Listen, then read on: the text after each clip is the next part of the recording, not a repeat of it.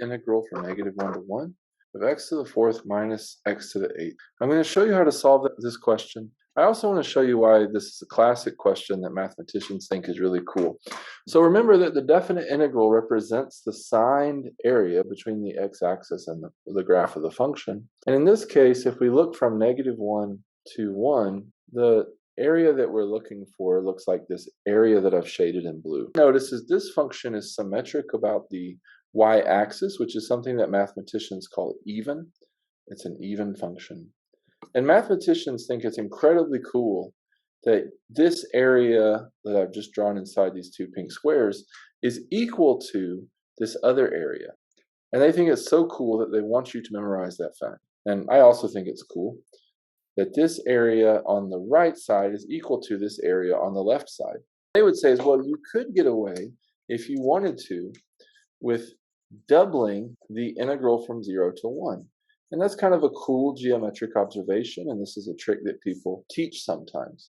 That's not necessarily relevant just to getting this answer, so we're not going to do any more with it right now. What we're going to do right now is we're going to work on finding the antiderivative. You know that the antiderivative is the first step in this problem by now, and so then the only question is, how do we find the antiderivative? Well, whether you remember it well or not, it's helpful to remember that the antiderivative of x to the n becomes 1 over n plus 1 x to the n plus 1. And so we're going to use that rule here because what we have is perfectly in this format of x to the n. So the antiderivative of x to the fourth becomes 1. Here our n value is equal to 4. And so this antiderivative becomes 1 over 5 x to the 5. And similarly, when we look at x to the 8, the antiderivative becomes 1 over 9 x to the 9. The antiderivative of this function is equal to 1 over 5 x to the 5 minus 1 over 9 x to the 9.